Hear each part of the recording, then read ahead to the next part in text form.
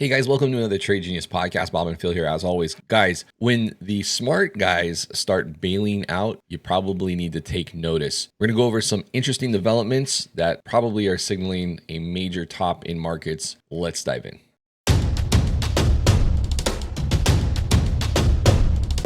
Trade Genius. Hey guys, we got Black Friday specials. They're really cool. We have the best pricing for the year. You can get our basic package, our advanced packages, our VIP rooms, software, trade options, trade crypto, trade the futures. With us, get our indicators, best prices of the year. Take advantage of it. Thanks for listening. Hey, Bob. So, it's kind of interesting because we're getting comments from, there's obviously some guys that know this market well, and you can look at their history, right? And basically they have a good track record of calling market tops. And given the position that we're in now, we need to be heeding those warnings. Yeah, it was really interesting. Yesterday, and you don't have to throw the slide up yet, Jamie Dimon started saying some pretty off-the-wall stuff that I just kind of laughed at because, he's a banker and it was kind of weird that he was saying things. And then today, if you want to throw this next chart up, Mark Cuban sold a controlling interest in the Mavericks. Now, he kept control, but he sold quite a bit of the company to Sheldon Adelson. And what was interesting to me is that this guy is a master at selling at secular tops. So he started a company in 1980 to essentially really the start of this bull market that we've been living in, my adult life. And in 1990, he sells it for $6 million. Well, in 1991, we had a market correction and a recession. And then he co-founded broadcast.com, essentially right at the start of really the tech.com boom. And he sold it at the end of 1999, which was essentially the top in the dot-com movement. Okay. And then he buys the Mavs, and then he sells a controlling interest in the Mavs just yesterday or today, whatever it was. And again, right at what I would think is a top. He's the master at selling at the top. This guy has really good instincts and insights, even if you believe or disagree with his views on the world or politics. When he's buying, you buy. When he's selling, you sell, because he knows when the going has gotten too good. And Jamie Dimon, which this is a wild comment that he made, which made me kind of laugh, but then I realized he's protecting himself. He's saying the United States is addicted to debt and is creating a dangerous sugar high in the economy. I'm like, no, duh. But he's in the business of selling debt.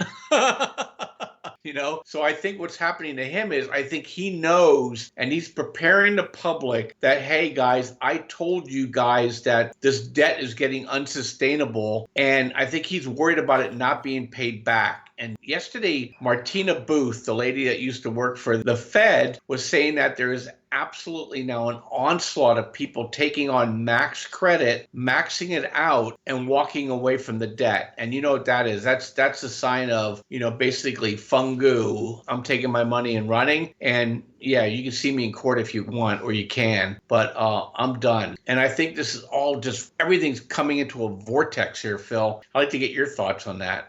Well, I think that we have this situation where everything's really overextended. In fact, I think there's even a lot of smart guys going like, this market's not making a ton of sense here at these valuations. And the bottom line, I think, comes down to there's still a lot of excess liquidity in the market. I mean, we don't have the chart up, but if you look at the M2 supply, we're still at like major levels of where we printed out of the COVID era. And they still haven't been able to back that out. The Fed, the one thing that can reduce liquidity in the system is QT, right? It's rolling off their balance sheet, and that takes liquidity out of the system because it forces the banks to take back those assets, and that freezes up liquidity, right? The banks can't otherwise use that liquidity in the markets. So I think, you're running into a situation where for whatever reason, the Fed doesn't want to accelerate that. And I think it comes down to they know there's just a huge amount of leverage in the system, dangerous amounts. And if they do anything too quickly, they're already probably feeling like they're pressing it with the amount of hikes that they've done in the amount of time that they've done them in. So I don't think they want to mess with QT because they might,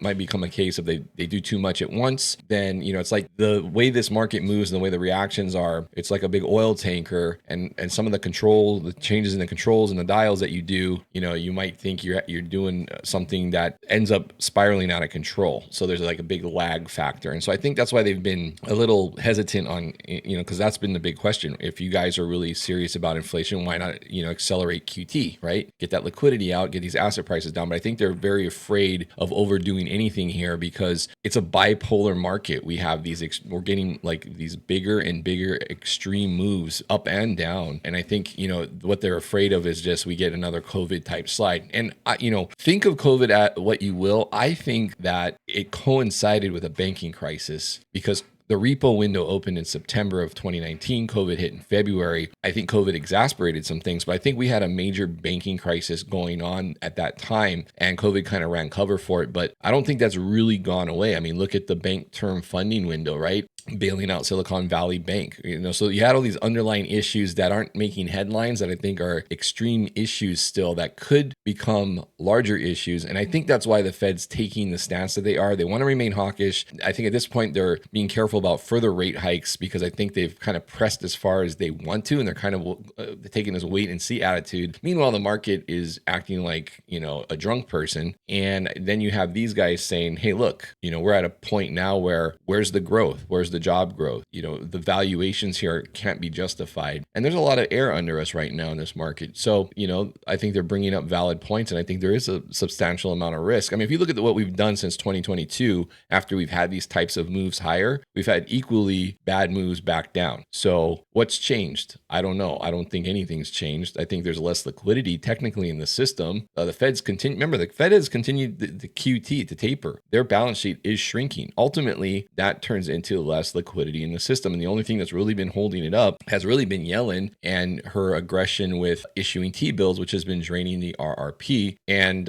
you can argue, some people believe the RRP is liquidity for the market. Other people think it's kind of a wash. But I think it's hard to argue otherwise because as RRP has been draining, liquidity has been holding up, and so have the markets. But, at some point that's going to end. And I think you really run out of runway for all of these mechanics in 2024 because RRP is going to be done and the Fed's not going to stop tapering. And that's where I think rubber meets the road. And if you have a further degradation in jobs and in GDP, which we don't have yet, but if we do continue on this path, I think you will see a degradation in GDP. And then you're going to have an undeniable recession. And I don't care what markets we're in, you have a recession, the markets are going down. Well, I mean, look, Yellen's been one factor, and also they drove the one-day VIX fill down to 7.39. I mean, 2 points below than it ever was. So, so you have these algos pressing hard on leverage, and it broke today, by the way. We're talking to you guys on Wednesday. It broke today. We had a gap up failure today. Second day in a row, we've had a gap up failure, by the way, Phil. And then we had some really weird things happening. Oil opened up, it went down, it shot back up again.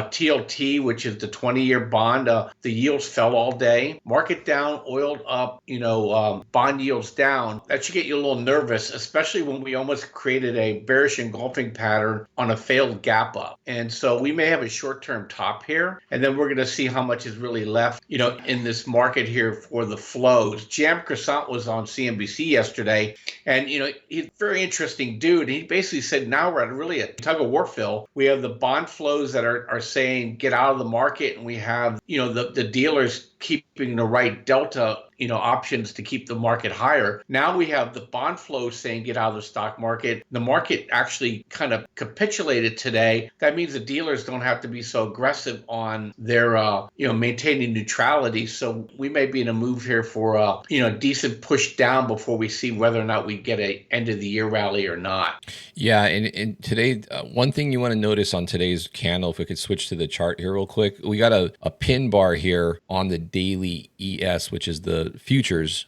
the trades around the clock. Can you explain what a pin bar is, Phil? That's this candle here, where it's got a tiny body and a big long wick. So I think the candlestick term is a dragonfly doji, but I call them pin bar. Regardless what it is, it's a big rejection intraday. You leave a lot of people trapped in that wick. And so one thing I look for is if the next day we engulf basically the body down. If you get that, highly likely you're going to see follow through to the downside. And remember, on the 24-hour charts, this whole area here is a gap. And so we could backfill this very, very easily. So just something to keep an eye on here. We have our trade force indicator is warning on this candle and now turning red on this candle, which is the first time we've seen that on the daily since this rip higher in this move. You know, here's where trade force said get going long, right? Now it's warning us here at the top. If you want that indicator, head over to tradegenius.co, by the way. But so anyway, it's a notable formation here on the daily, and we're almost, you know, we got another 15 minutes before this candle closes, but so it's not going anywhere. So that's going to confirm. Tomorrow we got core PCE, Bob. If that comes in hot, I think this thing's going to sell off pretty good. Well, I hope you're right, because I went short at the open today on that gap up, and I held overnight. So we'll see what happens. Hey guys, you know, put in the comments if you see anybody else that usually aren't bearish saying bearish things, because those are the people you want to pay attention to. You know, Phil and I are doing macro bear stuff. You know, we can sound like a broken record, but these guys are actually putting a lot of money at risk here. You know, and also opportunity at risk by bailing out now. So these guys have really good track records on when they speak and when they act, and I would certainly pay attention to both of them. Hit like, hit subscribe. Hey, we're still running Cyber Monday specials till this weekend, and you know, best prices of the year. This trade force indicator is dope. I would get it. It'll keep you from making stupid mistakes, and it'll put you on the right side of a lot of trades. With that, Phil, thank you very much. You guys have a great day. See you guys later.